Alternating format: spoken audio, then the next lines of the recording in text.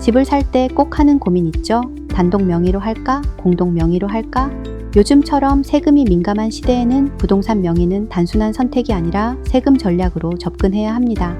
오늘 영상에서는 양도세, 종부세, 임대소득세, 상속증여세까지 공동 명의가 왜 절세에 유리한지, 또 언제 단독 명의가 더 나은지 오늘은 제가 광개토 여장군이 사례로 아주 쉽게 풀어드릴게요.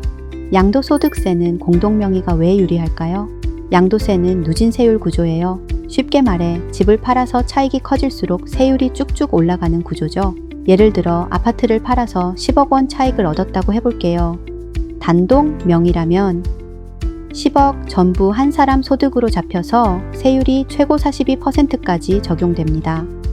공동 명의라면 부부가 5억으로 나눠서 계산합니다. 각자 과세 표준이 낮아지니 높은 세율 구간을 피할 수 있고 세금 부담이 단독 명의보다 훨씬 줄어듭니다.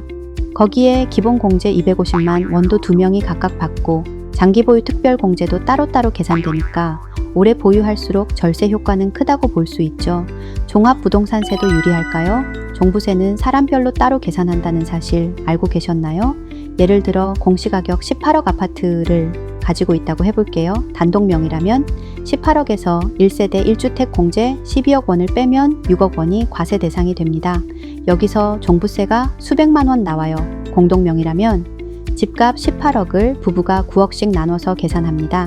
그런데 각자 9억씩 공제가 들어가죠. 9억에서 9억을 빼면 남는 게 0원. 종부세를 아예 안 내도 됩니다. 똑같은 18억 아파트인데 세금 차이가 이렇게 확 벌어집니다. 특히 12억 초과 고가 아파트라면 공동 명의는 사실상 필수 전략이라고 할 수 있죠. 이번엔 임대소득세를 볼까요? 예를 들어 월세로 1년에 3,600만 원을 번다고 해볼게요. 단독 명의라면 전부 한 사람 소득으로 잡혀서 세율이 최고 35%까지 올라가고 필요 경비도 겨우 17%밖에 인정 안 돼요. 공동 명의라면 부부가 1,800만 원씩 나눠 신고합니다. 그러면 세율은 훨씬 낮은 14%만 적용되고 필요 경비도 50%까지 인정됩니다. 같은 월세 수익인데도 공동 명의는 세금이 반값 세일처럼 줄어드는 효과가 있는 거죠. 특히 월세 수익이 많을수록 이 절세 효과는 정말 강력합니다. 공동 명의는 미래의 상속증여 전략에서도 유리합니다. 국세청 입장에서 보면 부부가 같이 집을 샀을 때 소득이 없는 배우자가 집의 지분을 가지면 이거 남편이 그냥 준 거 아니야? 하고 증여로 간주할 수 있어요. 그런데 여기서 등장하는 게 바로 배우자 증여공제. 10년 동안 6억 원까지는 세금 없이 증여할 수 있습니다. 예를 들어 14억 아파트를 공동 명의로 사서 7억씩 나눴다고 해볼게요. 아내가 소득이 없어도 6억은 증여공제로 프리패스. 결국 1억만 자금 출처를 입증하면 끝입니다. 게다가 시간이 흘러 아파트 값이 20억 원으로 뛰었다고 해도 부부가 각각 10억 원씩 보유한 걸로 계산됩니다. 결과적으로 상속세 부담도 크게 줄어드는 구조가 되는 거죠. 요약하자면 공동 명의는 지금 신고 한 번으로 미래 리스크를 미리 차단하는 안전장치예요. 그렇다고 공동 명의가 항상 정답일까요? 이런 경우는 단독 명의가 더 낫습니다. 배우자 소득이 없는데 공동 명의로 하면 세무서에서 이 돈 어디서 났어요? 하고 물을 수 있습니다. 자칫하면 증여세를 내야 하는 상황이 될 수도 있어요. 공동 명의로 바꾸면 배우자가 피부양자 자격을 잃고 지역가입자로 전환돼 매달 건보료가 꽤 많이 나올 수 있습니다.